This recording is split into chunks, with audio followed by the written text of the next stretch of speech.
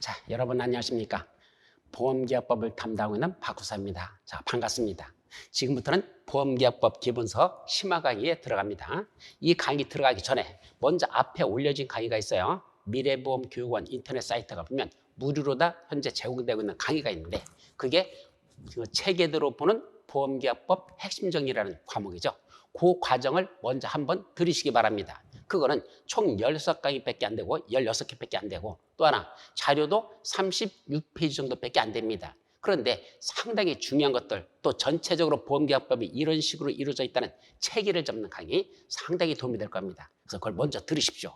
그럼 손해사정사나 보험계례사에서 아마 그게 50점 정도를 목표로 하는 겁니다. 그리고 나머지 판례는 거기는 몇 개 없어요. 그런데 판례 공부도 여러분들이 열심히 하셔야 되죠. 그래서 판례 시험 문제가 엄청나게 많이 출제되니까 판례는 별도로 강의를 여러분들이 듣기를 권장합니다. 자, 그러면 심화 강의로 들어와서 제일 먼저 뭐가 나오죠? 교재 소개를 먼저 합니다. 자, 올해 나온 책은 바로 이겁니다. 2024년 보험계약법. 이거는 여러분들 맨 앞에 시험 대비 전면 개정판을 내면서라고 돼 있어요. 앞쪽에 보시면 전면 개정판이라고 했습니다. 왜냐하면 작년보다도 책 페이지가 전체적으로 약 5, 60페이지가 줄어들었어요. 그럼 분량을 줄였다는 건 뺐다는 얘기 아닙니까? 물론 새로 들어간 것도 있죠. 왜? 올해 시험 문제 났던 거, 그 46개 시험 문제 났던 거까지 집어넣다 보니까 분량을 늘어나야 되는데 오히려 줄였습니다. 왜 줄였을까요? 옛날에 출제되는 것들, 요새는 출제되지 않는 것들, 그것들은 전부 다 빼버렸습니다. 과감하게 다 줄이고 최근에 문제 낸 사람들의 그 출제자들의 어떤 용어를 쓰고 있는지 그 용어도 거기에 다 맞춰가지고 전면적으로 개정하다 보니까 불필요한 내용들은 옛날에 한 12여 년 전에 내던 것들 다 빼버리고 최근 나오는 거 중심으로 만들다 보니까 분량을 더 줄였지만 시험 대비하는 데는 전혀 지장이 없을 겁니다. 이것만 봐도 그렇게 이해하시고, 자, 그럼 교재로서는 첫 번째 이 보험계약법 기본서라는 배움출판사 책이 있을 것이고 또 올해 또 새로 출간할 게 보험계약법 핵심 판례집을 다시 또 출간합니다. 그래서 개정된 내용, 새로 들어오는 신설 판례들, 또 시험 문제 새로 났던 것들, 관련된 것들은 새로 판례집을 구성해서 새로 책을 낼 것이고 강의도 이것도 따로 이루어집니다. 또 9개년 동안 출제됐던 보험계약법 기출문제들, 손해사정사, 보험계례사 그 바탕면 그래서 9개년 거기다 전부 다 상세 해설을 다시 다뤘죠. 일반적인 해설하고는 차원이 다를 겁니다. 상당히 자세하게 다뤘고 거기서 시험 문제가 잘못낸 것들은 왜 잘못냈는지 그것까지도 다 지적을 하면서 여기 해설했으니까 읽어보시면 여러분들이 공부하는데 많은 도움이 될 겁니다. 또 여기 근로자 퇴직급여 보전법 이거는 우리 계리사를 위한 과목이죠. 이거는 따로 책이 낼 것이고 또 체계도로 보는 보험계법 핵심 정리. 좀 전에 말씀드린 기본 과정으로다가 아까 만들었다는 그거 있죠. 그 36페이지 정도 된다 그러는데 그건 자료가 36페이지고 강의한 이거와 똑같이 이렇게 강의하면서 만든 거 있죠. 강의 자료를 만들었던 거 이것이 한 150페이지가 약간 넘는데 사람들이 그게 상당히 잘 만들었다고 차라리 칼라로다 그걸 내면 어떻게 했느냐 이렇게 했는데 출판사에서 칼라로 낼런지는 모르겠습니다. 칼라는 비용이 많이 들어가거든요. 몇 배 돈이 들어갑니다. 그런데 부수가 그렇다고 뭐 수만 부 팔리는 것도 아닌데 본인들이 그걸 내줄런지는 아직 확정된 건 아니고 현재 출판사하고 협의 중에 있으니까 만약에 책이 나온다면 그거 책에 들어보는 보험계약법 핵심 정리 칼라 번호로 해서 약 150페이지 정도는 분량이 나올 겁니다. 그리고 지금 강의하는 이거를 책으로 낼 수는 없습니다. 이거 칼라 번호는. 왜냐하면 이거는 수백 페이지가 돼요. 엄청납니다. 분량이. 그래서 이거는 500페이지도 넘기 때문에 강의 자료는 500페이지도 넘어요. 그래서 그건 안 내고 못 낼 것이고 요 책에 들어보는 보험계약법 핵심 정리만 현재 칼라 번호로 별도로 출간하려고 계획 중에 있습니다. 또 보험계약법 기초법률이라는 게 하나 있어요. 이거는 옛날에 찍어놓은 건데 적어도 법을 전과하지 아니한 여러분들이 공부하려다 보니까 법률 용어를 잘 이해를 못합니다. 그래서 먼저 요 보험계약법 기초법률이라는 요 사이트 예전에 찍어놓은 겁니다. 그거를 뭐 바뀐 건 없어요. 법의 체계는 똑같으니까. 그래서 옛날에 찍어놓은 거지만 여러분들이 저걸 한번 듣고선 수업을 듣는다면 뭐 도움이 될 겁니다. 특히 법을 전공 안 했기 때문에 요거는 여러분들이 기본적으로 이걸 알으면 이 과목을 이해하는데 도움이 될 수 있는 기본적인 용어 중심으로 나와 있는 시험 문제에 출제되는 용어 중심의 그런 법률 용어가 들어있으니까 이걸 한번 들어보셨으면 하는 걸 말씀을 드립니다.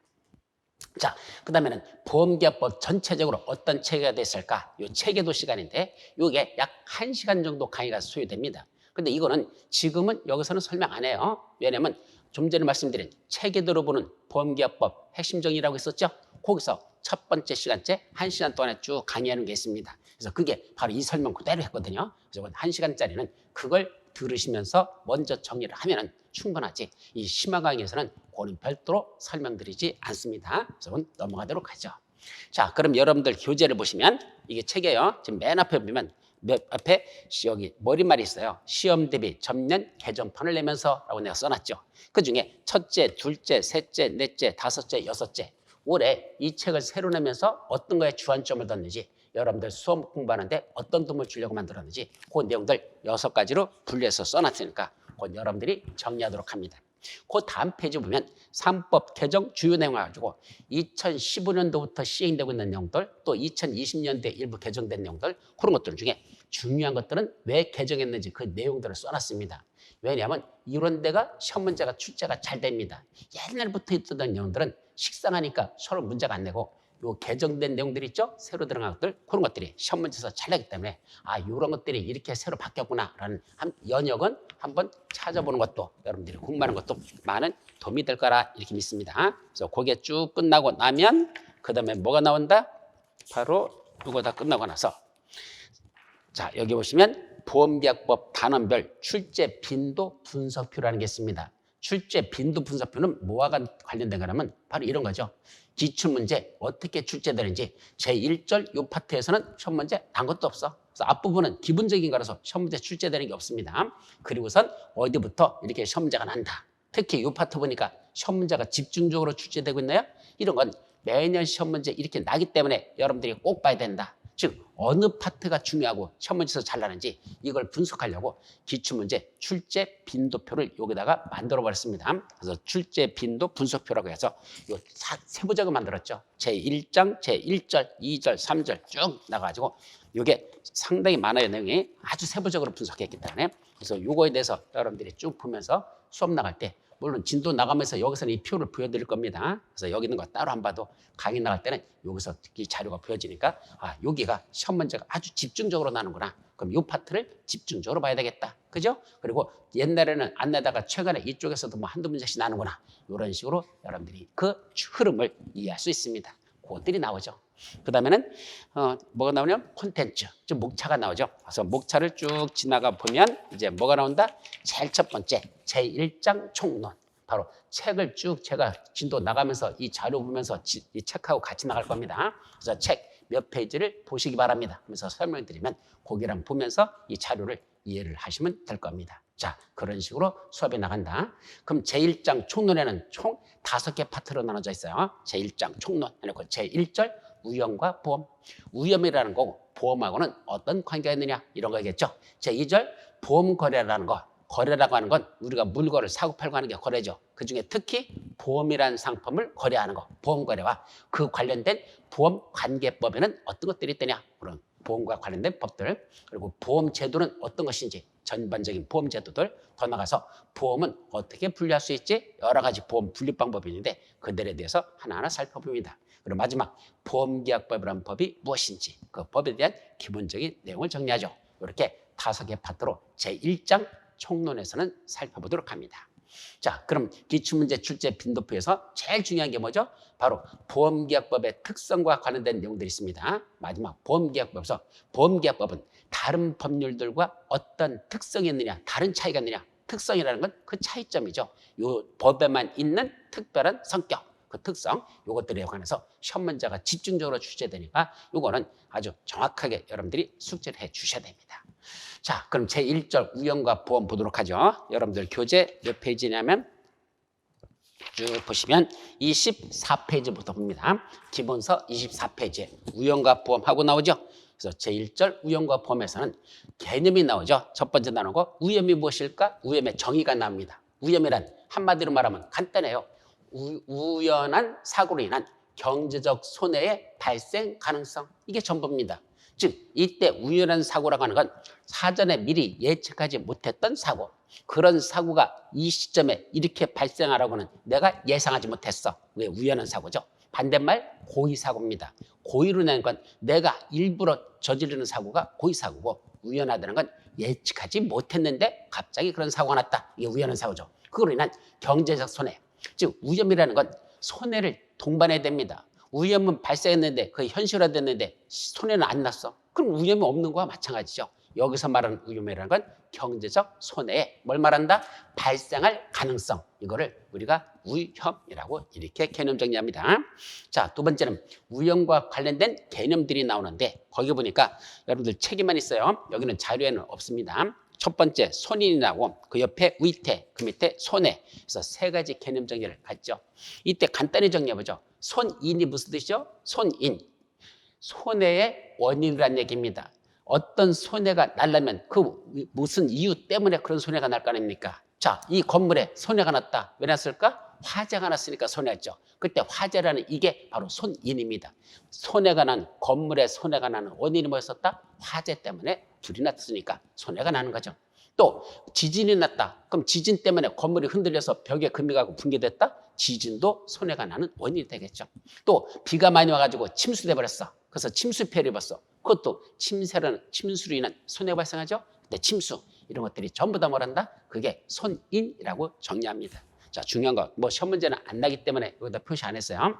이건 우리 시험 문제에서 이 영역에서 나는 게 아니고 저 대리점이라든지 보험 설계서 있죠. 그럼 보험 대리상 또는 손해 그 모집 조직들 그쪽에서만 시험 문제 나지. 우리 이쪽 고급 시험에서는 그쪽에서는 출제되지 않는 거니까 이건 그냥 상식적으로 기억해둬라. 아주 기본적인 내용으로 기억하라는 얘기입니다. 자, 다음 페이지에 25페이지에 보시면 위태라는 게 나와요. 거기 해저드라는 게 나오죠. 위태. 그럼 위태라는 걸 뭘까? 손해의 원인으로부터 발생할 수 있는 손해 가능성을 더 새로이 만들어가나 더 증가시키는 것들. 말이 좀 어렵죠. 쉽게 말하면 뭘까요? 장마철에는 뭐 날 가능성이 없죠? 침수 피해 입을 가능성이 많습니다. 그럼 침수라고 하는 거, 그거는 아까 건물에 침수되면 손해가 발생하죠. 손해 원인은 침수입니다. 근데 침수 피해가 왜 날까? 장마철이란 이 원인 때문에 그랬죠. 이 넓은 거. 그런 게 하나의 위태라고 합니다. 그래서 위태는 그런 손해를 발생시킬 수 있는 어떤 손해 가능성을 더 증가시킨다 또는 새로 만들어낸다. 그러면 그런 것들은 전부 다 위태라고 하자. 근데 위태도 물리적 위태, 도덕적 위태, 정신적 위태 하고 셋으로 나눠지는데 한번 읽어보는 정도만 하시고 시험 문제에서는 아직까지는 우리 시험에서는 출제된 적은 없습니다. 그럼 마지막 손해라는 건 뭘까? 손해는 뭐가 손해죠? 내가 가지고 있는 재산에 어떤 재산 가치가 뭐 하는 거다? 감소하는 겁니다. 여기서 손해라는 건 재산 가치가 감소하거나 또는 그 재산이 가치가 소멸되는 거. 감소하거나 소멸하는 거. 이거를 우리가 손해라고 표현하죠. 그런 내용들만 간단히 정리하면 될 겁니다.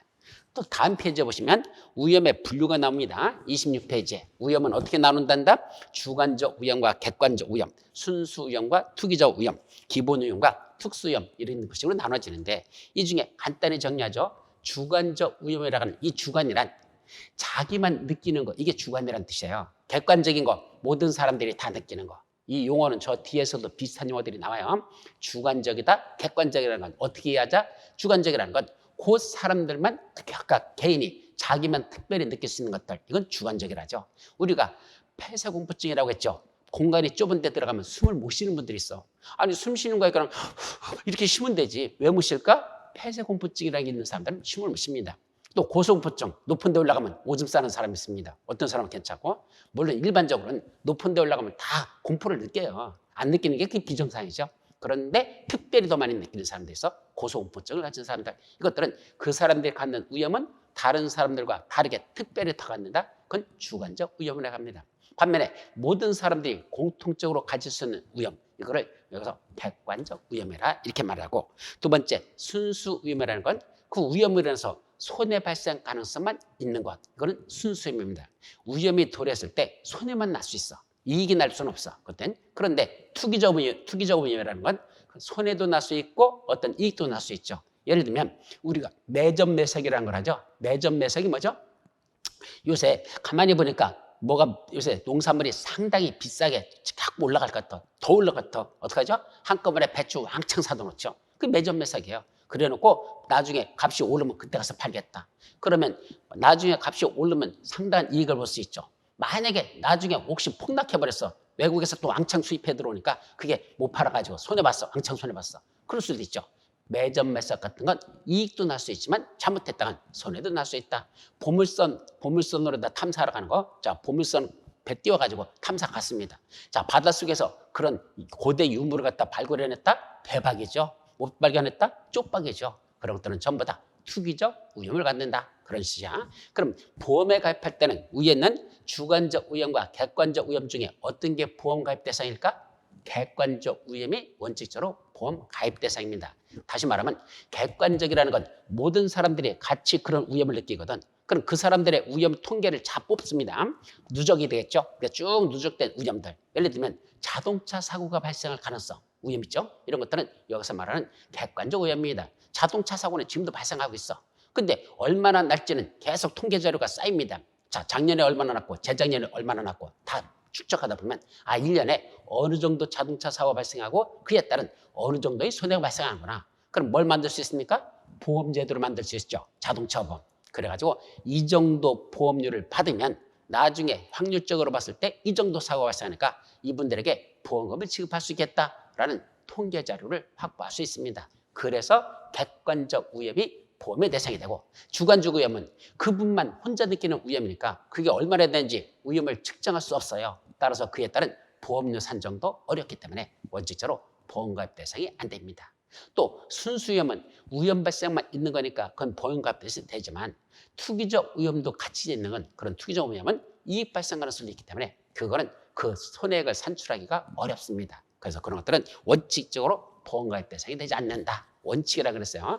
요새는 투기적 위험 같은 것도 보험가입 대상으로 할 수 있어요. 그 이유는 계속 이런 수치가 수리하게 발달하면서 어느 정도 위험이 되는지 그걸 확률적 통계로다가 산정할 수 있는 방법이 나오면 그에 따라 보험은 얼마든지 가입이 가능하다 이런 말이죠.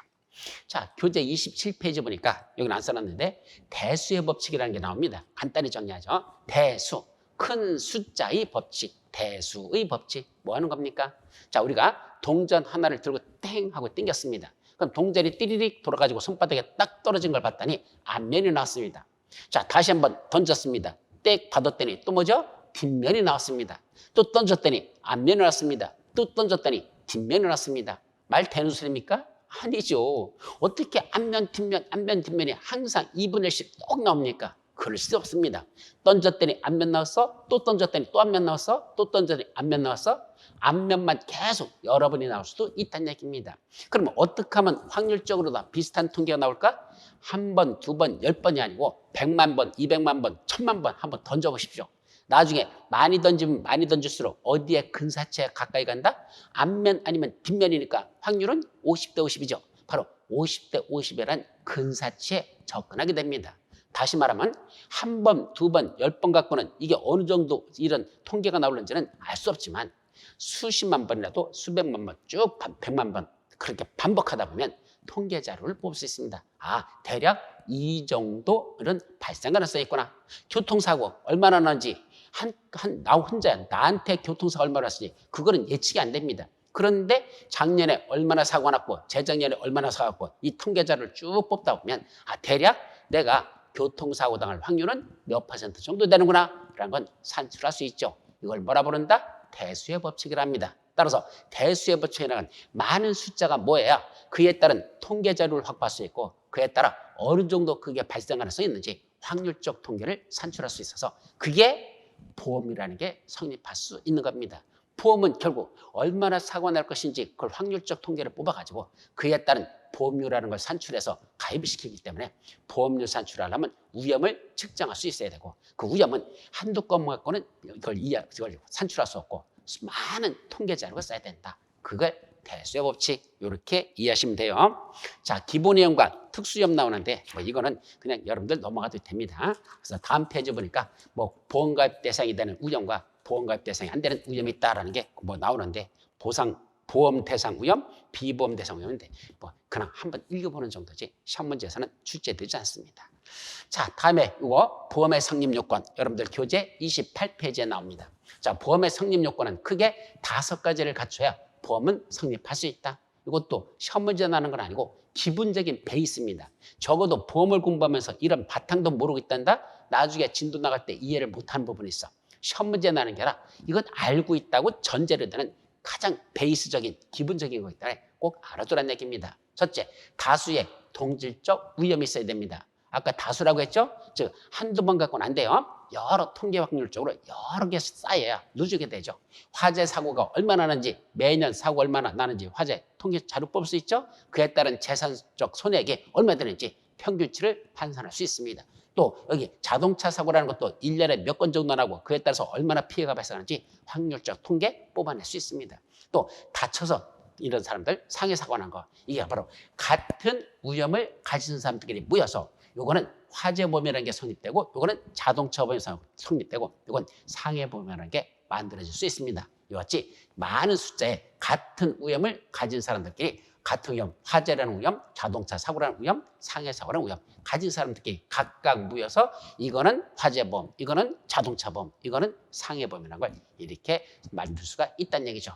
두 번째, 우연 발생적 손해랍니다. 포투이터스 로스 이렇게 말하는데, 우연 발생적이라는 건 예측하지 못한 우연히 사전에 그런 사고가 이 시점에 그런 게 발생하려고는 예측하지 못했어. 이게 우연한 사고죠. 그럼 우연한 손해가 발생할 때 그게 보험이 가입할 수 있습니다. 사고 날 걸 내가 몇 월 며칠 몇 시에 사고 날 걸 알고 있어. 그럼 보험이란 건 그건 만들어질 수가 없죠. 왜냐하면 사고 나기 전날 보험 들어버리면 될 거 아니야. 그럼 모든 사람들 다 사고 날 사람만 보험 들게? 그럼 그게 보험이 성립됩니까? 안 되겠죠. 따라서 우연 발생적 손해만 보상할 수 있는 이런 상황이 돼야 보험이 성립할 수 있죠. 또 위험은 측정이 가능해야 됩니다. 그 손해액은 얼마큼 손해가 나지 그걸 알아야 그에 해당하는 보험료를 산출할 수 있죠. 보험금이 나가는 게 손해가 발생한 걸 보험금으로 지급하기 때문에 손해가 얼마나 발생할지 측정할 수 없다면 그거는 역시 보험료도 받을 수가 없습니다. 따라서 측정이 가능한 손해면 되죠. 한정적 손해라고 하는 건 손해액이 너무 크면 안 된다는 얘기다. 만약에 뭐가 났죠? 우리나라 전체에 지진이 나가지고 우리 대한민국에 있는 게 전체가 다 부서졌대. 사실 상상도 할 수 없는 일이지만 만약에 그런 상황이 발생했다. 보험회사가 보험금을 어떻게 줍니까? 자기들이 가지고 있는 보험금 재원이 한도가 있는데 그런 건 보상할 수 없죠. 따라서 거대 위험은 이런 일반적인 보험가입 대상으로 할 수가 없습니다. 그래서 어느 정도 손해액이 한정적으로 발생할 때 보험이 성립되지, 너무 큰 위험들은 보험회사가 그걸 감당할 수 없기 때문에 안 된다, 이런 얘기죠. 또 부담 가능한 보험료도 너무 높으면 보험 가입할 수 없어요. 자, 사고 나면 얼마 주겠대? 1억 주겠대. 근데 보험료 얼마 내랍니까? 1억 내랍니다. 1억 내면 1억 보험금 주겠다. 차라리 은행에다 갖다 놓고 이자를 받아먹는 게 낫지. 그건 보험 들 필요가 없죠. 따라서 보험료가 너무 비싸다? 그런 감당할 보험이 아니다? 그러면 부담 가능한 보험료가 아니라면 보험이 성립할 수가 없습니다. 이런 5가지 기본적으로 정리하시면 됩니다. 자, 다음 여러분들 교재 보시면 29페이지에 그럼 보험이라는 게 무엇일까? 그 보험의 정의가 나옵니다. 자, 보험의 정의, 개념 정의 나오죠. 첫째, 보험이란 동질의 위험에 놓여 있는 다수의 경제주자가, 여기 위험을 가진 사람들 다 각각 위험들을 갖고 있어요. 이분들 중에서 같은 위험을 가진 사람들끼만, 아까 자동차 화재 사고 날 가능성이 있는 사람들, 자동차 사고 날 가능성이 있는 사람들, 또는 상해 사고가 발생할 가능성이 있는 이 같은 위험을 가진 사람들끼리 뭐한다? 하나의 단체를 구성합니다. 그래서 이렇게 하나의 모임을 만든 거죠. 이게 단체야. 그걸 다른 말로 뭐라 한다? 그걸 보험단체를 구성해서 통계적 기초에 의해 산출된 금액, 즉 이 사람들이 갖고 있는 위험이 얼마나 되는지 그걸 측정해가지고 통계적으로 약 이 정도 손해액이 발생할 수 있으니까, 그렇다면 보험료로다 이 사람들에게 얼마를 받으면 되겠다라는 일정한 산출된 금액, 그거를 납부하여 기금을 조성합니다. 그래서 돈 내라. 그래서 기금을 조성해가지고 그 중에 누군가가 우연한 사고로 인해서 손해를 입었죠? 그 구성원에게 이 기금에서 재산적 급여를 지급하는 것, 바로 보험사고가 발생했죠? 그분에게 보험금을 지급하는 이런 제도로서 경제생활의 불안을 제거하거나 경감시켜주는 사회적 제도를 뭐라 부른다? 이런 게 바로 보험이라, 이런 개념 정의를 하는 겁니다. 이게 원래 보험이 있죠. 그럼 다음 페이지에 보시면 보험의 특징이 나와요. 그래서 보험은 어떤 특징을 가질까? 4가지 특징을 갖습니다. 이것도 시험 문제는 출제되는 거 아니고 기본적인 상식으로 기억합니다. 첫째, 위험의 전가. 이때 위험의 전가라는 건 뭐죠? 바로 피보험자 자기가 갖고 있는 이 재산에 대해서 발생하는 위험 있죠. 그걸 화재가 났을 때 지가 그걸 고스란히 그 손해나는 걸 다 혼자 끌어안는 게 아니고 뭘 들어놨다? 보험을 들어가지고 보험료를 지급해서 보험을 들어놨다가 나중에 그런 재산에 우연한 손해가 발생하면 그때 보험자로부터 보험금을 받아서 그걸 충당하는 거죠. 따라서 자기가 갖고 있는 위험을 누구한테 전가시키는 거다? 보험자한테 그 위험을 전가시키는 거. 이게 위험의 전가예요. 두 번째, 위험의 결합이라는 건 같은 위험을 가진 사람끼리 많이 모여야 보험이 성립되지. 위험 가진 사람이 지 혼자밖에 없어. 그럼 지가 혼자 가입하고 지가 혼자 보험받고 이런 건 있을 수가 없습니다. 최소한 같은 위험을 가진 동질의 위험을 가진 사람이 다수 많이 모여야 된다. 이게 그 위험의 결합입니다. 같은 위험을 가진 사람이 많이 모이자 이런 뜻이죠. 그래야 보험이 이런 성격이 됩니다. 세 번째, 우연한 손해만 보상해 줍니다. 즉 이때 우연하다는 건 예기치 못한 사고로 인한 손해를 말합니다. 그 우연한 손해만 보상이지 고의 손해는 보상해 주지 않겠다 이 말이고, 마지막 발생한 손해의 보상. 이건 무슨 뜻이냐면 이때 우연한 손해에서 여기서 발생한 손해가 있죠. 이 손해, 발생한 손해, 장차 발생할 손해가 아니고 현실적으로 현재 발생한 손해, 이것만 보상해 준다. 장차 발생할 가능성이 있다. 이거는 보상해 주지 않는 게 원칙이에요. 다만 예외적으로 희망이익이라는 게 있습니다. 내가 물건을 미국 가서 갔다가 수출해서 팔았다면 수익이 날 수 있었는데 그 물건을 배에다 싣고 가다가 저 태평양 한가운데서 바다에 빠뜨렸습니다. 그래가지고 그 물건 자체의 입은 직접 손해가 있고 미국에다 팔았다면 어디 수는 이익이 있었죠? 그것도 결국은 이익이 산출되지 못하잖아요. 그걸 못 받잖아요. 그걸 팔지 못했으니까. 그때 그걸 희망이익이라고 하는데 그런 희망이익도 일단 그건 보상받을 수 있는데 그건 발생한 손해가 아니라 장차 얻어질 수 있는 이익이었었죠. 이걸 보험으로 다 받을 수도 있어요. 그건 별도의 특약이라는 걸 가입해야 되지 원칙적으로는 보상해주지 않고 별도의 특약을 가입한다면 그런 희망이익도 보험의 대상이 될 수 있다. 이런 뜻입니다. 어쨌든 원칙은 실제적으로 발생한 손해, 이걸 실손이라고 해요. 실제로 발생한 손해만 보상해준다. 이걸 뭐라 부른다? 실손보상이라고 하죠. 이거는 우리 손해보험 쪽에서는 대단히 중요한 원리야. 실제로 발생한 손해만 보상해주는 거. 화재가 났는데 화재로 해서 발생한 손해 있죠. 그것만 보상한다. 이런 게 실제로 발생한 손해만 보상한다는 게 발생한 손해 보상과 관련된 내용이 되겠습니다. 자, 이런 게 바로 보험의 특징이 됩니다. 그럼 보험은 자, 위험과 어떤 관계가 있을까? 위험과 보험의 관계입니다. 자, 위험이 없으면 뭐도 없다? 보험도 없다. 이게 바로 진리입니다. 위험이라는 게 존재하자면 그에 따른 보험료를 산출할 수 없습니다. 왜냐하면 보험료는 어느 정도 위험이 발생할 수 있으니까 그의 걸 금액으로 산출한 게 그게 보험료거든요. 근데 위험이 없으면 보험료도 산출할 수가 없겠죠. 따라서 위험이 없으면 보험도 없습니다. 그래서 보험은 위험을 전제라는 겁니다. 위험이 존재하지 않아야 하는 보험계약을 체결했다? 그 계약은 뭐가 됩니까? 무효가 됩니다.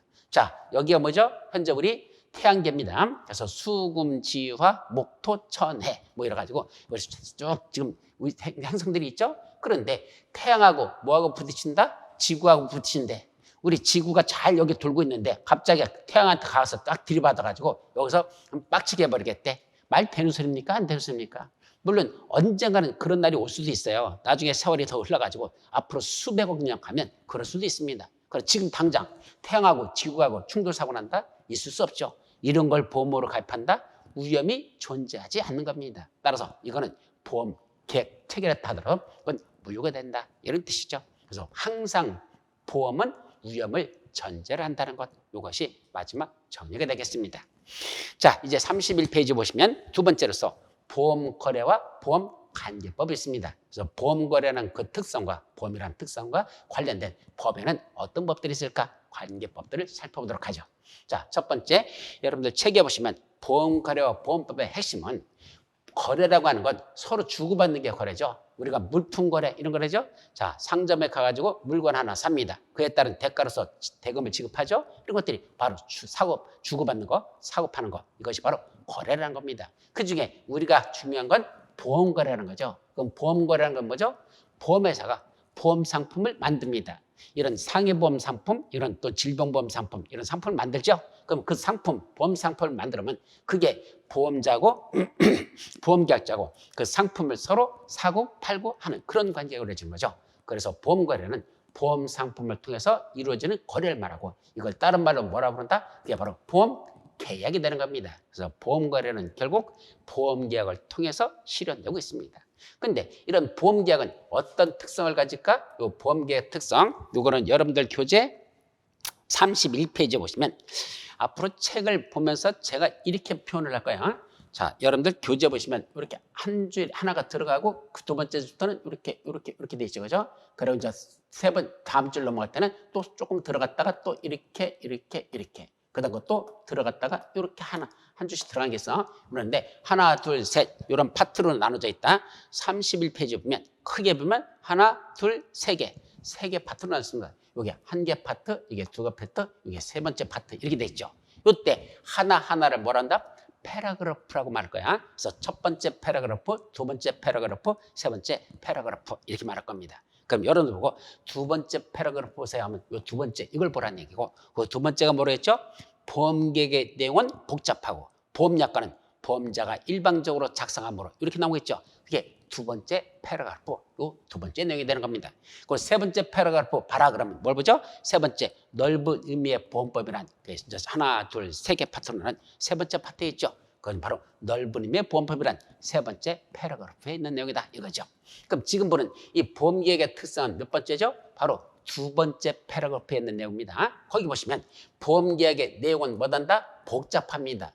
보험약관이라는데 보험계획의 내용이 보통 기재되는데 보험약관이라고 했어요. 보험자가 일방적으로 계획의 내용을 작성한 게 보험약관인데 그 약관을 보면 제1조, 제2조, 제3조, 제4조 이런 식으로 법조문 형태로 만들어 놓고 거기 있는 내용이 문장들이 쉽지가 않아요. 상당히 전문적인 용어들이 많이 들어가 있습니다. 그러다 보니까 보험계획의 내용은 많이 복잡하다는 얘기입니다. 또 어렵고요. 또 하나 보험약관은 보험자가 일방적으로 작성합니다. 즉 보험계약자하고 보험자하고 협의해서 같이 앉아서 약관을 만드는 게 아니고 보험자가 일방적으로 보험상품의 내용을 만들어가지고 그걸 약관으로 만들어가지고 계약자한테 제시합니다. 자, 당신이 가입하고자 하는 보험계약의 내용이 이러이러한 것입니다라고 그걸 보여주는 거죠. 그럼 계약자는 그걸 보고 마음에 들으면 가입하는 거고 마음에 안 들으면 가입 안 하면 되는 거고 즉 선택의 자유만 갖는 건 계약자 측이고 보험자가 계약의 내용을 일방적으로 만듭니다. 그러다 보니까 그 보험계약의 세부 내용을 보험계약자가 이해하기 곤란한 경우가 참 많습니다. 이때 보험계약자가 내용을 이해하기 곤란하다는 게 말들도 어렵고 또 은연중에 그 속에 뭐가 들어있다? 계약자한테 불리한 내용이 들어갈 수 있어요. 그래서 보험계약자가 일방적으로 불리할 가능성이라는 게 있기 때문에 그럼 뭐가 필요하다? 바로 이런 보험계약은 계약자한테 불리한 내용이 들어갈 가능성이 높은 계약이다. 이게 보험계약의 첫 번째 특성이고 두 번째, 보험계약의 사행성으로 인해서 이때 사행성이라는 건 유행을 바라는 것이다. 이러죠. 유행을 바라는 계약. 이게 또 보험계약이에요. 다시 말하면 보험사고가 날는지 안 날는지 나한테는 모르죠. 날 가능성은 있어. 즉 자동차 사고를 당해서 내가 다칠 가능성은 있지만 정말로 내가 자동차 사고가 평생 동안에 날는지 안 날는지 아직 모르고 만약에 나더라도 얼만큼 손해가 나는지 그거 지금 예측 못하거든요. 가능성만 있다 뿐이지 실제로 날는지 안 날는지는 아직은 모르는 상태입니다. 그죠? 그러다 보니까 보험계약은 그런 사행성, 발생 가능성이 있다고 모른다는 얘기죠. 여러분들 로또 복권 사잖아요. 그럼 꼭 1등 당첨됩니까? 아니죠. 1등 당첨될 가능성은 있지만 될는지 안 될는지는 뽑아가지고 그때 추첨하는 거, 그날 공표하는 거 그거 봐야 됩니다. 거기에 그 내가 산 것이 번호에 나오는지 안 나오는지는 그건 그때 가서 봐야 되지. 지금은 살 때는 그걸 모른다는 얘기입니다. 그런 게 뭐죠? 바로 도박 같은 거, 그런 복권 같은 거, 이것도 전부 다 뭘 갖는다? 사행성이라는 걸 갖습니다. 요행을 바라는 계약 이런 뜻이요. 사행성이야. 아직은 모른다요. 자, 그러다 보니까 보험계약에 뭐가 발생할 수 있다? 역선택이나 또는 보험 사기 같은 게 발생할 거나 수 있습니다. 이때 왜 역선택이나 보험 사기가 발생하죠? 자, 발생 가능성은 모르기 때문에 확률의 문제이기 때문에 우리가 내는 보험료는 적게밖에 안 냅니다. 요만큼 냅니다. 사고 나서는 이만큼 보험금을 받습니다. 그게 바로 보험계약의 사행성에서 적은 보험료 내고 많은 보험금 받을 수 있다. 이게 문제되죠. 그러다 보니까 모두 마찬가지야. 로또 복권도 마찬가지잖아요. 1,000원짜리 하나 샀는데 1등 당첨됐다? 얼마입니까? 뭐 한 15억, 20억씩 막 주잖아요. 1,000원짜리 샀는데 15억, 25억 준다? 엄청난 거죠. 그런데 그게 확률적으로 낮을 뿐이라는 얘기입니다. 맞아. 보험도 사고가 날 가능성, 실제로 가능성이 있지만 나한테 정말로 발생한지는 아직 예측이 안 되고 그러기 때문에 작은 보험료 내고 나중에 사고 나면 그때 왕창 받는다는 얘기입니다. 그래서 사람들이 무슨 짓을 한다? 첫째, 역선택이라고 하는 건 내가 아무래도 어떤 위험을 내가 느끼고 있어. 그럼 보험가입은 주로 어떤 식으로 한다냐? 내가 찾아가서 보험가입하는 거 몇 건 안 됩니다. 대부분이 보험대리상이나 설계사가 찾아오죠. 와가지고 보험 가입을 권유합니다. 자, 이런 우리 보험회사에 좋은 상품이 이렇게 좋은 게 하나 새로 나왔는데 당신 이거 좀 가입하세요. 이거 진짜 좋은 상품입니다. 권유를 하죠. 그럼 그 권유를 받고 이게 나한테 닥칠 때 안 닥칠지는 모르겠지만 괜찮은 것 같다. 그래서 가입하는 경우가 대부분입니다. 그런데 결국은 이건 무슨 말이다? 보험회사가 계약자를 찾아와서 선택을 해가지고 계약자를 가입으로 유도해가는 것. 이것이 바로 일반적인 보험계약의 형태라는 얘기입니다. 근데 그게 아니고 내가 보험회사를 자발적으로 선택해서 찾아갑니다. 가가지고 당신 상품을 내가 가입하는데 나 좀 받아주세요. 제발 좀 나 좀 받아주세요. 그 사람 무슨 가능성이 있습니까? 사고 발생 가능성이 높다는 얘기죠. 제발로 찾아온다는 얘기는 뭔가 자기 몸에 어떤 이상을 느끼거나 아니면 내 재산에 이런 사고 날 가능성이 높다는 걸 지가 뭔가 느끼고 있으니까 자발적으로 찾아오지, 그렇지 않고는 자기가 제발로 찾아와서 보험에 가입하는 경우는 없습니다. 그때 보험회사가 계약자를 선택하는 게 아니고 계약자가 보험자를 찾아와서 지가 가입하려고 하는 거, 이걸 뭐라 본다? 그걸 역선택이라 합니다. 즉 보험계약자가 보험회사를 거꾸로 선택했다. 보험회사가 계약자를 찾아와서 선택하는 게 아니고 계약자가 거꾸로 보험회사를 찾아가서 자기가 가입하려고 한단다. 역선택은 사고 가능성이 높다 이 말이죠. 또 하나, 보험 사기. 말씀 안 드려도 돼. 워낙 많이 나오니까 사기 쳐가지고 보험금 받으려고 한단다. 그런 가능성도 얼마든지 존재합니다. 그러다 보니까 두 가지예요. 보험 계약자가 일방적으로 불리할 가능성이 높단다. 거꾸로 보험 계약자가 장난칠 쳐가지고 보험 제도를 흐리게 만들 가능성이 있단다. 이런 게 바로 보험 계약의 특성입니다. 그래서 뭐가 필요하다? 보험 거래가 정상적으로 유지될 수 있도록 여러 가지 보험법이라는 게 그래서 필요하다. 첫째는 보험 계약자를 보호하기 위한 그런 제도로서의 보험법이 필요하고, 또 하나는 보험 계약자를 규제하기 위한 또 규제도 해야 돼. 보호도 하면서 규제도 하는 이런 내용들에 관련된 보험법이라는 게 그래서 필요하다. 이게 바로 이제 보험거래와 보험법의 연결로 가는 겁니다.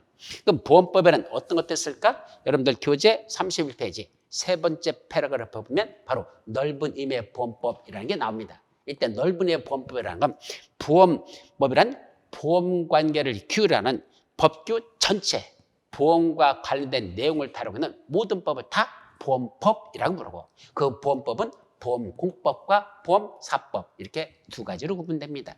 이 중에 보험공법이란 다른 말로 보험 두 가지가 있어요. 그게 뭐 있다? 보험사업감독법, 사회보험법 이런 걸 합쳐서 보험공법이라고 표현합니다. 이때 보험사업감독이란 말은 보험사업을 영위하는 자가 누구죠? 바로 보험회사들. 보험회사가 보험사업을 영위합니다. 그런데 보험료를 미리 받아가지고 그 돈을 적립하고 있다가 나중에 어떤 고객이 사고가 나면 그분에게 보험금을 드려야 되죠? 그러니까 보험료는 지금 먼저 받았는데, 보험자가 보험료를 먼저 받았는데 보험금은 나중에 사고 나에 지급하는 거죠. 보험금은. 그러다 보니까 보험회사가 갖고 있는 이 기금, 만약에 엉터리로 운영해가지고 지들 딴 데다 다 써버려가지고 하나도 없으면 나중에 누가 사고 나도 보험금 지급하지 못한다면 보험제도라는 건 존속할 수가 없겠죠. 그래서 보험회사가 함부로 그런 걸 하지 못하도록 규제하는 아주 꼼꼼하게 규제하는 이런 법이 있는데, 그 보험회사를 규제한다, 보험사업을 감독하는 그런 법이 필요한데, 그게 여러분들 시험범위에 들어있는 보험업법이라는 게 바로 보험자를 규제하는 법으로서 그걸 보험사업 감독법이라 한단다. 이게 보험공법의 하나고, 또 하나 있어요. 보험공법에는 사회보험법이라는 게 있습니다. 이 사회보험이라는 게 뭐죠? 사회보험이라는 건 한마디로 말하면 국민들 전체를 위한 어떤 보험, 어떤 특정인이 아니고 국민들 전체에게 어떤 혜택을 주기 위한 그런 보험, 꼭 필요한 것들, 아니면 국민들 중에서 경제적 약자, 좀 이렇게 좀 약한 사람들 있죠? 그분들만 특별히 더 보호하고 하려고 보험제도를 만드는 것들, 이것이 바로 사회보험법의 성격이고, 그럼 사회보험법에는 뭐뭐 있다? 첫째, 국민건강보험법, 여러분들이 잘 알고 있는 의료보험, 이건 전 국민에게 질 좋은 의료 혜택을 주기 위한, 의료 혜택을 주려고 만드는 거, 그게 국민건강보험법. 국민연금법, 나이 드셨을 때 일을 못하게 됐을 때 그때 노후 생활에 대비하려고 가입하는 것, 그런 국민연금법. 고용보험법, 여러분들이 일하다가 실업자가 됐을 때 당장 먹고 살 수가 없잖아. 그때 실업급여 같은 걸 지급하기 위한 그때 고용보험법. 또 근로자가 업무상 재해를 당해가지고 일을 하지 못한다, 또 많이 다쳐서 병원비 같은 게 많이 나간다, 그랬을 때 그분이 나머지 생활에 경제적 생활을 할 수 있도록 하는 산업재해보상보험법. 근로자가 업무상재해를 당했을 때 그에 따른 보상을 해주는 거 산업재해 보상보험법입니다. 줄여서 우리가 산재보험 이렇게 말하죠. 산재보험법 이렇게 말합니다.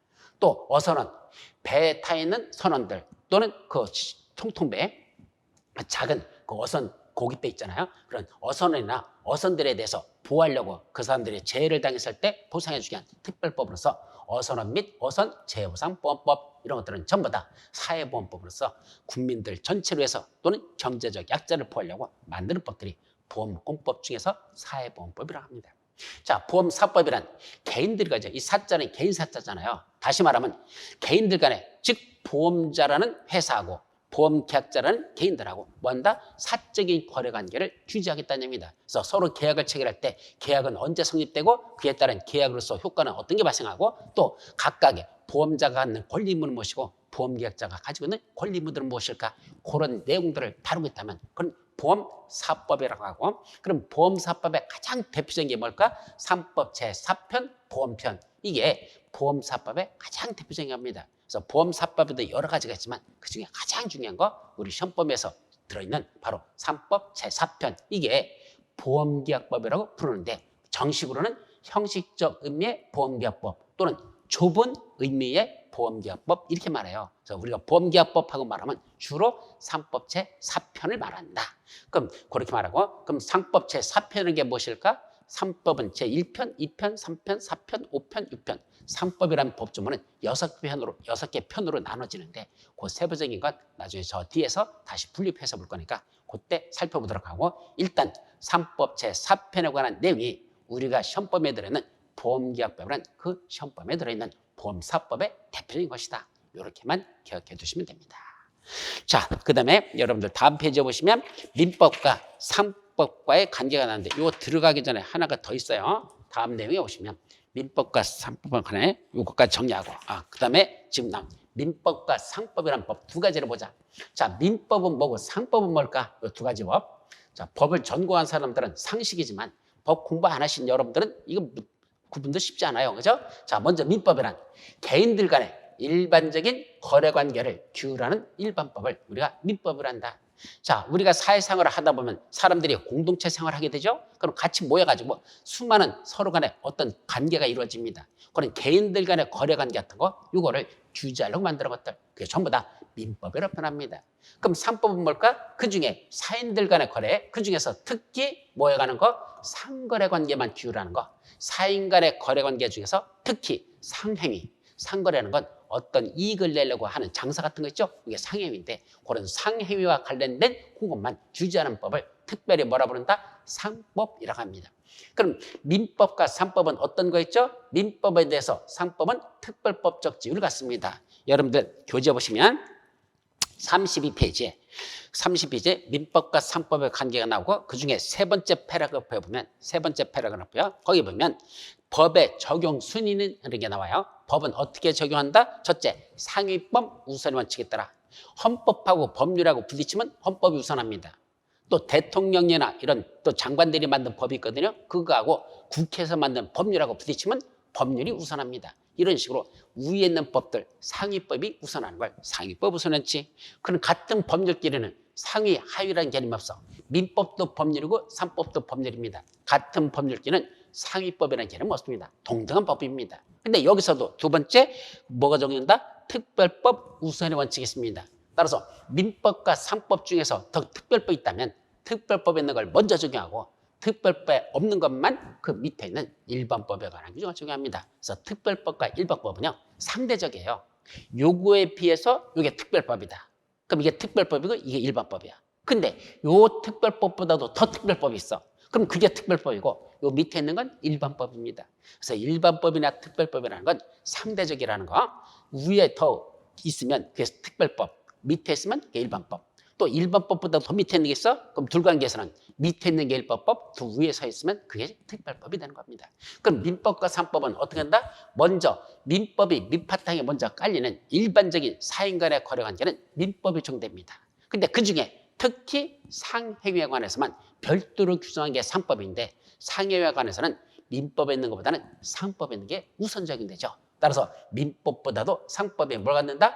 특별법적 지위를 갖는다. 그래서 민법 위에 있는 특별법이 바로 상법이다. 이런 얘기입니다. 거기서 민법보다 위에 있는 거다. 그래서 그걸 특별법 우선연칙이다. 결국 민법과 상법의 내용이 서로 부딪히면 상법이 우선적인 됩니다. 그럼 상법에 없는 것들은 어떻게 될까? 상법에 규정했는데 상권 행위에 대해 규정했는데 없는 게 있어. 남는 건 민법에 있으면 민법을 적용하면 됩니다. 따라서 민법과 상법이 서로 내용이 부딪히면 상법이 우선적되고 상법에는 내용이 없어. 없는 것들은 나머지는 어디 가봐라? 민법에 규정이 있다면 그때는 민법에 있는 걸 보충적으로 적용하면 되는 겁니다. 그래서 상거래 행위에 대해서는 원칙적으로 특별법인 상법이 우선적되며 상법의 규정에서 누락된 부분, 상법이 없으면 나머지는 민법에 있는 규정을 그때 가서 보충적으로 적용하면 된다. 이게 민법과 상법의 관계라는 거, 여기까지만 여러분들이 기억하시면 됩니다. 자, 그 다음에 보험제도라는 게 나오죠. 그래서 보험제도에서의 핵심은 보험제도는 왜 필요하냐? 보험제도의 필요성입니다. 첫째, 자본주의 특성은 뭐가 있죠? 자본주의 하면 내가 벌어가지고 내가 이익을 취할 수 있는 거. 같이 벌어서 같이 먹고 사는 건 공산주의. 아니, 내가 능력껏 벌어서 내가 개인이 소유할 수 있는 거. 이게 자본주의. 그래서 자본주의는 사유재산 제도를 보장하고 자기 책임주의입니다. 자기가 이익이 나도 자기 이익이고 손해나도 자기 손해보는 거. 자기 책임주의입니다. 그러다 보니까 경제생활을 영위하면서 발생할 수 있는 각종 위험이 있는데 이 위험에 대비하기 위한 수단을 필요로 하죠. 내 자산 손해보면 안 되잖아. 이걸 어떻게 보호할 것이냐. 그 대비하기 위한 수단이 있는데 그 수단 중에 하나가 바로 뭐다? 바로 보험이라는 걸 만드는 거죠. 그래서 보험제도가 발달하면서 자본주의를 발달하는 데 기여했습니다. 즉 내가 어떤 화재가 나서 건물에 손해를 입었다 하더라도 보험에 가입해가지고 보험금을 받아가지고 그 원사회복시켰잖아. 그럼 나는 망하지 않아도 되죠? 그게 바로 자본주의를 발달시키는데 보험제도라는 게 기여하였다. 이렇게 보험제도의 필요성입니다. 다음 33페이지에 보험과 구별되는 유사제도들이 몇 가지가 있어요. 보험과 구별되는 유사제도들. 이것도 우리 간단하게 정리할까요? 첫째, 저축과 보험은 어떻게 다를까? 저축은 부합계약성이라고 하는 건 뭐냐면 저축을 여러분들이 어떤 적금을 들으려고 은행에 갔죠. 그럼 은행에 가보면 그 창구에 가보면 그 은행 직원이 무슨 종이를 막 줘요. 그래서 뭐 하라죠? 거기다가 서명하랍니다. 서명만 하래요. 내용이 뭔지도 몰라. 막 서명해서 몇 장, 5장, 6장씩 막 줄 때 있어. 그 속에 뭐가 있단다? 저축약관이라는 게 있습니다. 저축약관. 그래서 거기서 누가 은행에서 일방적으로 만든 그 내가 가입하고자 하는 그 저축에 대한 하나의 계약의 내용이죠. 그 계약의 내용을 은행에서 일방적으로 만들고 나는 거기다 서명밖에 안 하는 거야. 내용도 모르고 설명해요. 그럼 안 되죠. 원래 설명해 줘야 되죠. 근데 안 하거든. 그냥 사인하래. 뭔지 몰라. 그냥 써. 그래서 그냥 내가 이번에 적금 하나 가입을 합니다. 그때 보험 누가 은행이 일방적으로만 약관에 의해서 그런 저축약관이라 의해서 계약이 체결되는 것. 이것이 바로 부합계약성을 갖는 거죠. 동시에 이 재축이라는 건 개별 비축제도입니다. 내가 여력이 있어가지고 장래를 대비해가지고 그 어떤 위험에 대비하는 건 아니야. 어디 여행 가려고 쓰려고도 할 수 있어. 그래서 내가 여력이 있으니까 그걸 돈으로 다 모아두는 것. 이것이 개별 비축 제도로 갑니다. 반면에 보험은 똑같아. 부합계약성을 갖는다는 건 저축과 보험은 똑같은데 자 이것도 약관에 의해서 가입하니까 이건 공동 비축 제도입니다. 나 혼자 이렇게 하는 게 아니고 같은 의무를 가진 사람끼리 모여서 이렇게 적립금을 기금을 모여 만들죠. 그러니까 이건 공동 비축제도의 특성. 자, 공제라고 하는 거, 이건 중요한 거야. 공제란 동일한 지역, 직장, 직업에 속하는 사람이 하나의 구성원을, 하나를 자기들끼리 하나의 단체를 구성하는 거야. 조합을 구성하는 건 하나의 단체를 구성해서 그 중에 누군가가 길흉사가 있으면 그 사람에게 그 모아진 기금을 지급하는 것. 이것이 공제입니다. 보험하고 거의 같아요. 운영은 차이점이 있다면 동일한 지역, 직장, 직업에 속하는 일정한 특정한 사람들끼리만 가입하는 거. 한마디로 끼리끼리 가입하는 거. 이거는 공제입니다. 반면에 보험은 안 그래요. 불특정 다수가 가입을 합니다. 아무나 가입할 수 있어. 보험에는. 그래서 물론 같은 의무를 가진 사람은 있지만 아무나 가입할 수 있어. 그런데 공제는 아니야. 일정한 지역에 있는 사람 또는 일정 직장에 다니는 사람들 또는 일정한 직업만 가진 사람들 그분들만 가입할 수 있다. 이게 바로 공제의 특성. 다만 공제도 그 기금을 조성해가지고 그중에 누군가가 길흉사가 당하면 그 사람이 사고가 당한 거죠. 조카나 아니면 사고가 당하나 그러면 그 사람에게 그 모아진 기금을 지급한다는 건 보험제도와 거의 같습니다. 따라서 이 상법 제4편의 규정은 그 성질에 반하지 않냐면서 어디에도 적용된다? 공제계약에도 이 3법 제4편에 관한 내용들을 거기도 준용하라고 되어 있습니다. 이거는 우리 3법 규정에 들어있어. 3법에 보면 2편의 규정, 3법 제4편에 있는 규정들은 그 성질에 반하지 않는 범위에서 어디에도 적용한다? 공제라든지 일부 여러 곳에 적용하라고 되어 있으니까 이것도 기억해 두도록 합니다. 자, 자가보험이라는 건 자기 스스로 보험에 든다. 셀프 인슈런스라고 그래요. 셀프 인슈런스, 자가보험. 어떻게 되는 거야? 자기 재산에 발생할 위험에 대비하기 위해서 요거 아까 대수의 법칙에 따라 즉 위험이 얼마나 발생할 건지 이걸 통계적 자료로다가 산출해가지고 나한테 이 정도의 위험이 있구나 라는 걸 산출했어요. 그럼 그 위험에 따라서 어느 정도 기금이 필요하다라는 그 자금이 있어야 되겠죠? 그걸 자기가 비축하는 거 이게 셀프 인슈런스 자가보험입니다. 그래서 손해발생의 계획률을 기초로 해서 지 스스로 그걸 적립합니다. 다만 이때 조심할 건 자가보험은 그냥 저축하고 다른 가장 큰 이유가 뭐다? 저축은 내가 얼마나 앞으로 돈이 필요할까? 경제적 손해가 발생할까? 그 경제적 손해 발생할 걸 예측해가지고 기금을 조성하는 게 아니고 저축은 그냥 모으는 거죠. 반면에 셀프 인슈런스는 내 위험을 내가 스스로 평가해서 이 정도 위험이 존재하니까 이 정도 돈이 필요하다. 그 예측한 그 돈, 그 산출한 돈, 그걸 적립하는 이거였기 때문에 이거는 일종의 보험인데 내 스스로 내가 가입한 보험이다. 내가 든 보험이다. 그래서 자가보험을 합니다. 자기 혼자 적립하는 거야. 따라서 이건 보험단체를 구성하지 않습니다. 여러 사람이 같은 위험을 가진 사람이 자기 혼자 하는 거죠. 그렇기 때문에 이건 무슨 행위다? 단독행위입니다. 계약이 아니에요. 보험은 보험자고 보험계약자고 이렇게 계약을 체결하지만 이거는 지 혼자 지가 하는 거야. 단독행위 때문에 뭘 적용하지 않는다? 보험계약법을 적용하지 않는다 그랬습니다. 이건 보험계약법 적용 대상이 아닌 건 바로 자가보험이라는 거. 이건 자가보험이지만 보험으로 썼지만 이건 계약에 관련된 내용이 아니기 때문에 보험계약법이라는 이 법은 적용하지 않습니다. 자, 다음에 보험은 대수의 법칙에 따라 손해발생의 계획률을 기초로 적립한다는 건 자가보험이나 보험이나 똑같아. 다만 형태가 저거는 단독행위, 그건 계획 형태. 그래서 이건 보험계약법을 적용하는 게 바로 보험이죠. 자, 도박은 우연한 사고를 전제로 한다는 건 보험과 똑같습니다. 보험도 우연한 사고가 발생했을 때 보험금 지급하죠? 도박도 똑같아. 차이가 있다면 보험은요, 나한테 어떤 경제적 손해가 발생했을 때 그걸 보호받기 위해서, 그걸 보상받기 위해서 가입하는 게 보험입니다. 내가 이 정도 어떤 경제직을 갖고 있었는데 이 건물에 화재가 나서 손해가 이만큼 발생했어. 그 손해 난 것만큼을 다시 보험금으로 채우는 것. 따라서 현상 유지적으로 하는 것. 그게 바로 보험의 특성입니다. 반면에 도박은 내가 갖고 있는 경제적 이익이 이 정도인데 이 위에다 일확천금을 노려서 더 많은 걸 내가 한꺼번에 받았으면 좋겠다. 일확천금을 노리는 거. 이게 바로 도박이죠. 그래서 도박은 일확천금을 기대하는 적극적 이익을 목적으로 하고 보험은 우연한 사고로 발생하는 건 똑같은데 우연한 사고는 둘 다 존재 똑같은데 경제생활의 안정을 확보하기 위한 소극적 이익, 내가 손해난 것만큼만 보험으로 채우겠다. 이것이 바로 이 소극적 이익을 추구하는 게 보험의 성격입니다. 자, 보증제도라겠죠. 보증은 우리가 흔히 보증 쓴다는 게 뭐죠? 다른 사람이 은행에서 돈을 빌리는데 나중에 그걸 안 갚으면 내가 대신 갚아줄게요. 내가 보증인으로 쓰는 거. 이게 보증이죠. 그래서 보증은 제3자가 채권자에 대해서 주채무자의 채무 이행을 담보하는 채권담보제도. 이게 무슨 말이냐면 채권자라는 게 누구죠? 은행이죠. 은행이 돈을 빌려주는 거니까. 그럼 돈을 빌린 사람이 누구죠? 채무자. 그 주채무자. 은행에서 돈을 빌린 사람. 채권자는 은행, 돈을 빌린 사람 바로 주채무자. 근데 이 주채무자가 나중에 돈을 갚아야 되는데 안 갚았어? 내가 다시 갚을게. 그때 내가 누구자? 제3자야. 내가 바로 은행에 대해서 그 돈 빌린 사람의 채무 이행을 내가 담보해 주겠다. 저 사람이 안 갚으면 내가 대신 갚을게. 라는 제도를 채권담보제도를 보증이라 한다. 근데 이건 보증인하고 즉 채권자하고 채권자가 누구죠? 은행. 내가 은행에 가서 내가 보증계약을 체결해요. 그래서 은행한테 이제 저 사람이 안 갚으면 내가 다시 갚을게요. 대신 쓰죠. 그게 바로 보증계약. 그런 개별적인 관계입니다.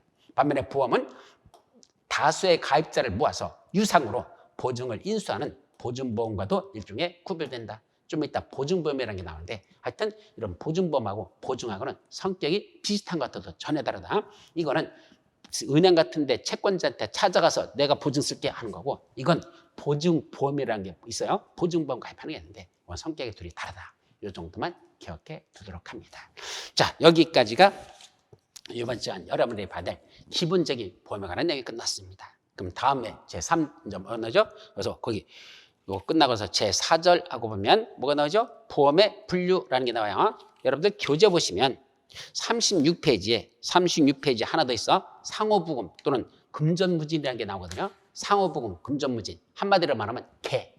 우리 갯놀이 한다고 그러죠. 갯돈. 그래서 개주가 여러분들한테 이렇게 돈 이렇게 모아가지고 그 중에 첫 번째 1순위 그 사람이 갯돈 탄다고 그러죠. 그 사람 갯돈 타고 두 번째 사람이 그 다음 달에 갯돈, 그 다음 사람이 세 번째 이런 식으로 드는 거. 그 갯놀이 하는 거. 우리가 그 갯놀이라고 하는 건 말이 아닌데 사실 갯돈 붙는 거 이것이 상호부금, 금전무진이라고 하는데 이건 뭐 시험하고도 아무 관계 없으니까 그런 게 있다 정도만 하고 넘어가시 바랍니다.